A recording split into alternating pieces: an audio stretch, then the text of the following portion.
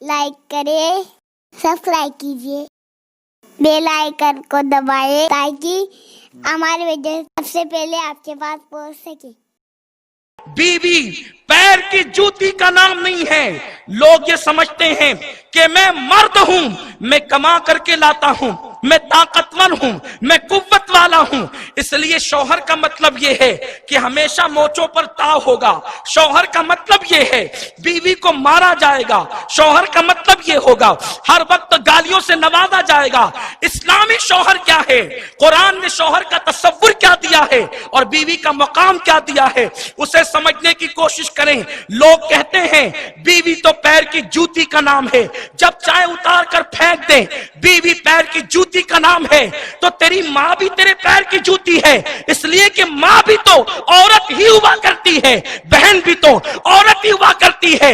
اگر عورت پیر کی جوتی کا نام ہوتا تو اللہ کے رسول یہ نہ کہتے الجنت تحت اقدام الامہات، جنت تمہاری ماؤں کے قدموں کے نیچے ہے۔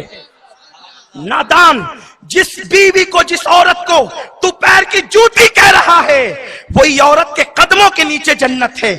اسلام میں عورت کا تصور کیا ہے؟ اسلام میں عورت کا مقام کیا ہے؟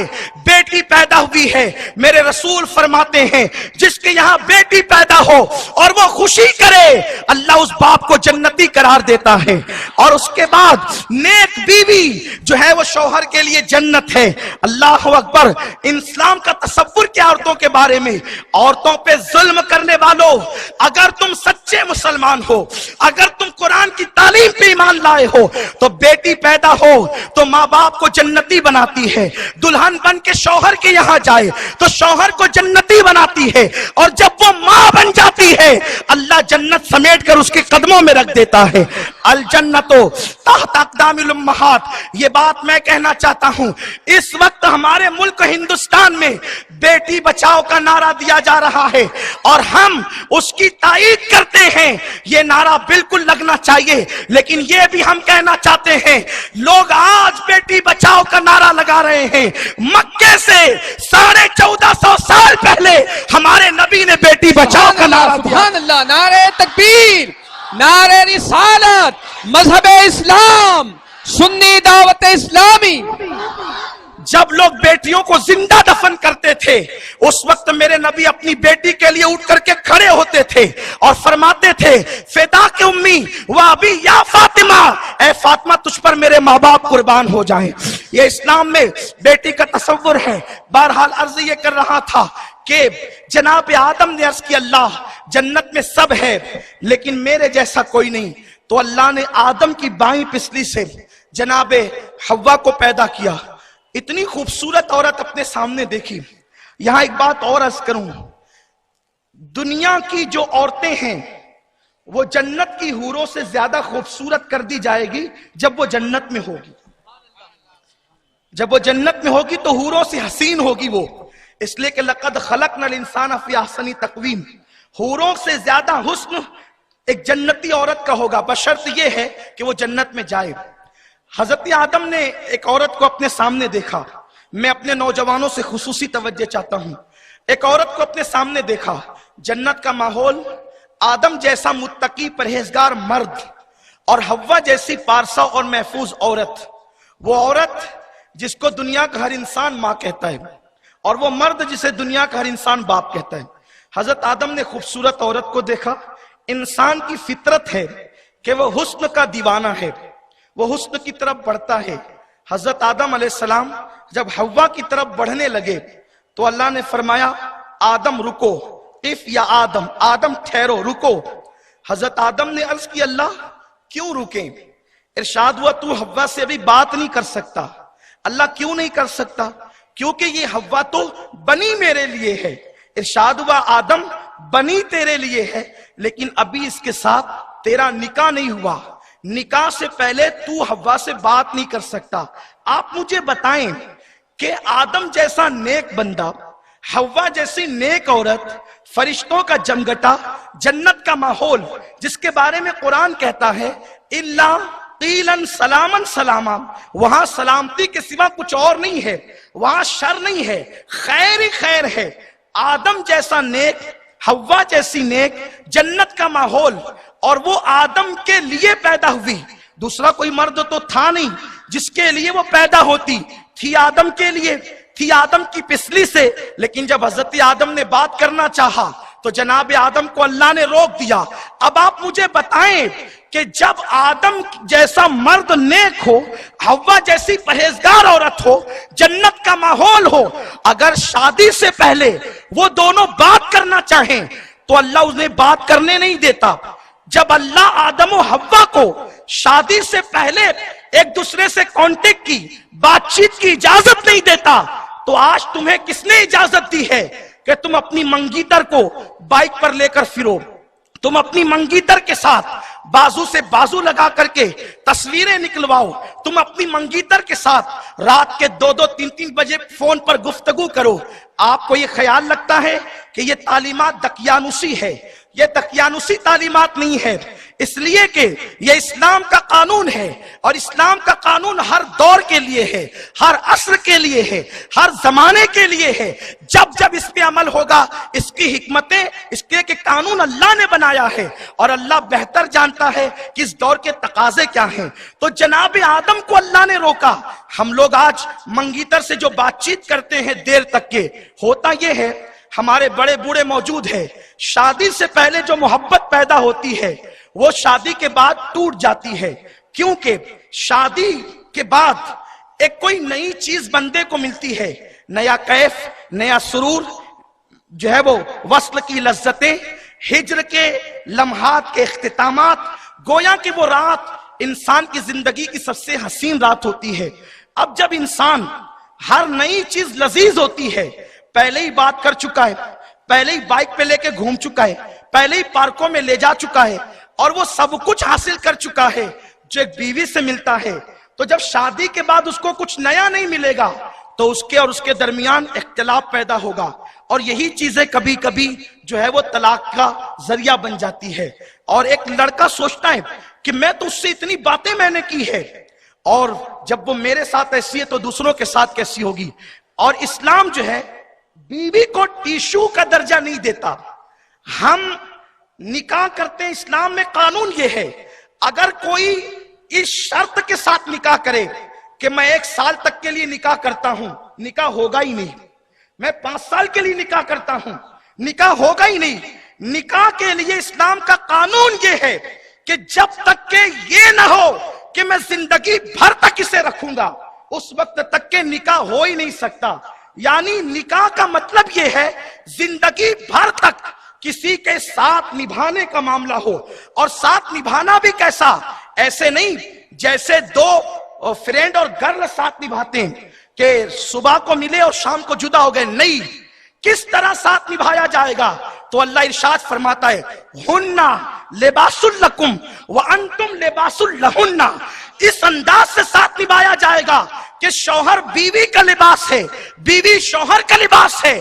جتنے عیب شوہر اپنی بیوی میں دیکھے گا وہ سب چھپائے گا, کسی سے بیان نہیں کرے گا, اور بیوی جتنے عیب اپنے شوہر کے دیکھے گی وہ سب چھپائے گی, کسی سے بیان نہیں کرے گی. کتنی محبت ہوگی آپس میں. اللہ نے بائیں پسلی سے پیدا کیا حوا کو. ہر معاملے میں اسلام نے رائٹ دائیں کو جو ہے وہ اہمیت دی, لیکن جب عورت کی پیدائش کی بات آئی تو اللہ نے بائیں پسلی سے پیدا کیا. کیوں؟ اس لیے کہ بائیں پسلی دل کے قریب ہے, بائیں پسلی دل کے قریب ہے, اور جو دل کے قریب ہے اس کی جگہ دل میں ہے. کچھ نوجوان ماں باپ کو چھوڑ دیتے ہیں, بیوی کو سر کا تاج بنا کر پھرتے ہیں, ان کو بھی میرے رسول نے دیوس کہا ہے, اور ان پہ جنت کی خوشبو حرام ہے. اور کچھ لوگ بیوی کو پیر کی جوتی سمجھتے ہیں, ان کو بھی میرے رسول نے جو ہے وہ اللہ کی نگاہ رحمت سے محروم کہا ہے. بیوی نہ سر کے تاج کا نام ہے کہ آپ ہر معاملے میں جی حضوری کریں, اور نہ پیر کی جوتی کا نام ہے کہ آپ ہر وقت اسے کچلتے رہیں. وہ دل کی پسلی کے قریب سے پیدا ہوئی ہے, وہ دل میں رکھنے کی چیز ہے. اسی لیے ماں باپ کا رشتہ بڑا قیمتی ہے, لیکن سب سے زیادہ قریب شوہر کے بیوی رہا کرتی ہے. میرے آقا صلی اللہ علیہ وسلم کے دیوانوں, اسلام عورت کو ٹیشو کا درجہ نہیں دیتا. یہ ٹیشو نہیں ہے پسینہ پوچھ کر پھینک دیں, استعمال کر کے پھینک دیں. اسلام میں بیوی کی شان کیا ہے آپ دیکھیں.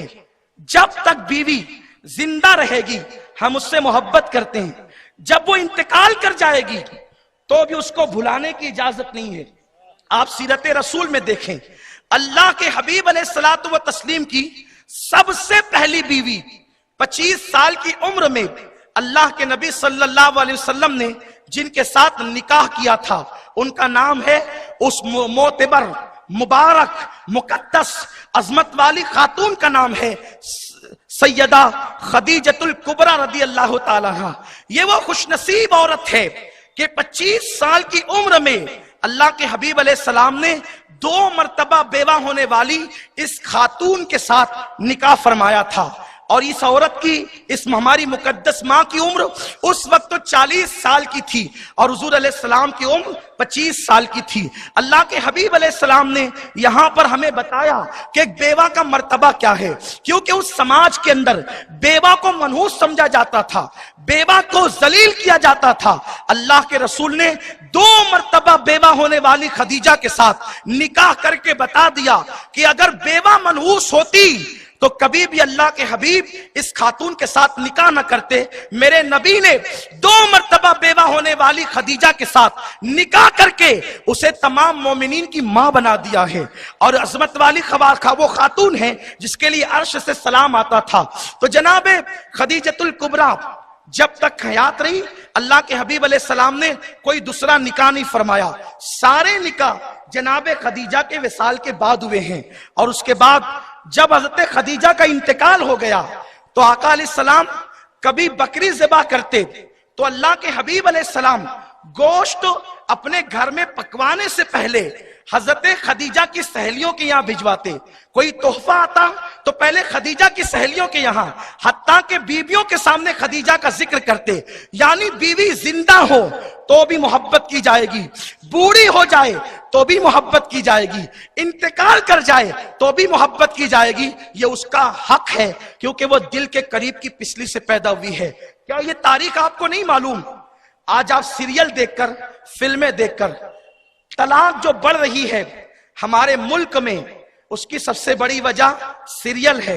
آج کل پاکستانی سیریلوں کے نام سے ہمارے سماج میں کچھ کہانیاں چل رہی ہے، اور اس کے بارے میں یہ ہے کہ یہ گھریلو کہانیاں ہیں۔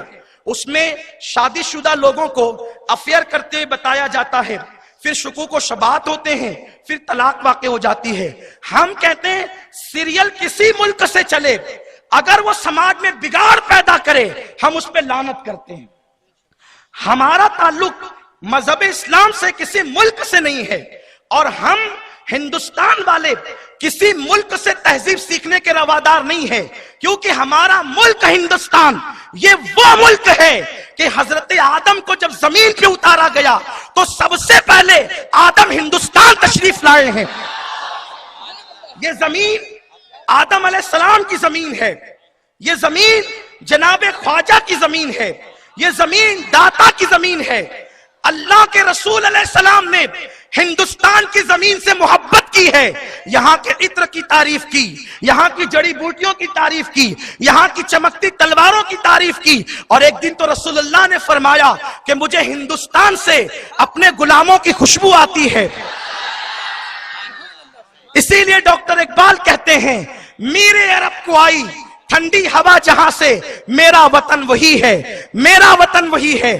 ہم ہندوستانی ہونے پر اتنا ہی فخر کرتے ہیں جتنا ہم مسلمان ہونے پہ فخر کرتے ہیں۔ اس کی وجہ یہ ہے کہ ہندوستانی ہونا بھی یہ ہمارا اہل بیت سے جڑنے کے مترادف ہے، کیونکہ جس سینے کے اندر خواجہ غریب نواز سو رہے ہو اس سینے سے محبت کرنا یہ ہمارے مذہب کا سبحان اللہ۔ نعرہ رسالت، نعرہ رسالت، خواجہ کا ہندوستان، سنی دعوت اسلامی، سبحان اللہ سبحان اللہ۔ یہی وجہ ہے کہ صوفیوں کے ماننے والے کبھی مذہب کے خلاف نہیں گئے۔ بات آئیے تو صرف اشارہ کر کے گزروں گا، میرا عنوان وہ نہیں ہے۔ اولیاء کے ماننے والے کسی دور میں مذہب کے خلاف نہیں گئے۔ 1857 میں سب سے پہلے انگریزوں کے خلاف دلی کی جامع مسجد سے اگر کسی نے جہاد کا فتویٰ دیا تھا اور ہندوستان کو بچانے کا شعور دیا تھا تو سلسلہ چشتیہ کا وہ سپوت تھا، اور سلسلہ چشتیہ کا وہ پیر طریقت تھا جس کو دنیا فضلیہ خیرآبادی کے نام سے جانتی ہے۔ الحمدللہ تو عرض یہ کر رہا تھا کہ ہندوستان کی سرزمین پر حضرت آدم علیہ السلام سب سے پہلے تشریف لائے. تو یہ جو سیریل ہے غیر ملکی سیریل, اس پہ پابندی لگنی چاہیے. ایک دوسرا یہ کہ فلموں کے اندر ہر فلم کا عنوان یہ ہے کہ جب کوئی لڑکا کالج جاتا ہے یا لڑکی, تو لڑکا لڑکی کالج جانے کے بعد افیئر کرتے ہیں, اس کے بعد پھر وہ ایک دوسرے کو لے کر بھاگنے کا پلان بناتے ہیں, اور اس کے بعد پھر وہ ماں باپ کو چھوڑ کر نکل جاتے ہیں. دیکھو انسان کی فطرت ہے, وہ جو دیکھتا ہے وہ کرتا ہے.